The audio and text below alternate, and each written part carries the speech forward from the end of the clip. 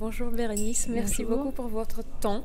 Je vais poser des questions concernant le travail des pères aidants en France. Qu'est-ce que vous faites Alors, donc moi, je travaille pour le centre collaborateur de l'OMS sur la recherche et la formation santé mentale, qui a créé en 2012 un programme de formation pour des personnes qui sont concernées par un trouble psychique, qui sont soit rétablies, soit en train de se rétablir, et qui souhaitent faire bénéficier de leur savoir expérientiel à d'autres personnes.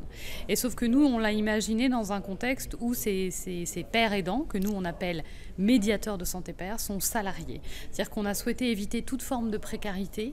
On a voulu faire en sorte qu'ils aient un emploi assuré, avec un salaire assuré et une formation qui leur permette d'être reconnus et de pouvoir avoir un niveau qui puisse aussi leur permettre de faire d'autres choses ensuite.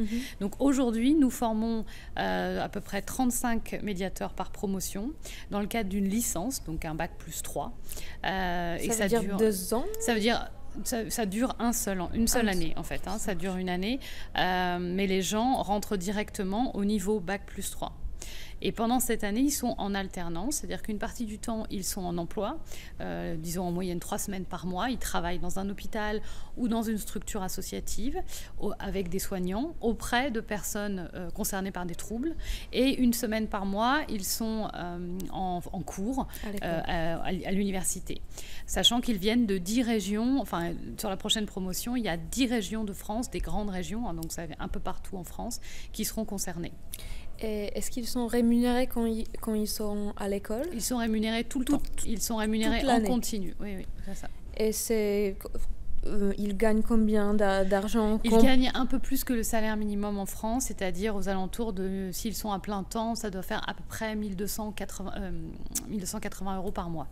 Ça marche. Et pour rentrer dans la formation, comment ça marche? Alors, ce sont des établissements qui recrutent des médiateurs de santé père, et c'est le fait d'avoir recruté qui donne accès à la formation. Donc, ça part finalement de l'impulsion des établissements et des associations qui recrutent, et après, la faculté valide le dossier de la personne, et ensuite, ça lui donne accès à l'entrée en formation. Ça marche. Et combien de structures cherchent des pères aidants en France? C'est très variable. Là, sur la promotion qui est en train de se terminer, il y a au total 29 structures qui ont employé 35 médiateurs. Et là, il y a déjà une vingtaine de structures qui ont fait état clairement de leur projet de recruter. Est-ce qu'il y a des limites du travail de père aidant au sein des équipes professionnelles, des psychiatres? La difficulté d'être médiateur, c'est pas tellement l'entraide, c'est pas tellement la père aidance, parce que ça, c'est quelque chose qui se fait assez facilement. Les usagers dans les services sont extrêmement en attente et preneurs de ce travail des médiateurs. Donc cette partie, le cœur de leur métier, ils n'ont vraiment pas de mal à le développer. La difficulté qu'ils ont pu rencontrer, c'est de s'intégrer dans les équipes. Parce que parfois, les professionnels des équipes sont un peu surpris et ont du mal à reconnaître ce savoir au même titre que leur savoir à eux, peut-être un peu plus formels et médicaux. Et donc, c'est ce chemin à travailler ensemble de manière à ce que ça puisse s'articuler collectivement. Ça va prendre un peu de temps. Et finalement, pour le médiateur, ce qui va être le plus exigeant, c'est faire sa place, c'est créer son poste, alors que non seulement l'équipe, elle ne s'y attend pas forcément, mais en plus, elle ne sait pas non plus ce que fait un médiateur.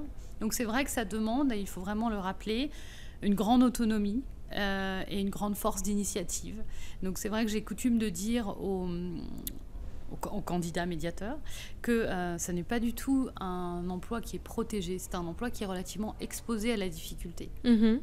Est-ce qu'ils ont un soutien quand ils sont dans les équipes, des sessions de supervision ou... Voilà, donc nous on a mis en place et on continue à l'étendre par région des possibilités effectivement de supervision et de soutien par des professionnels extérieurs aux établissements.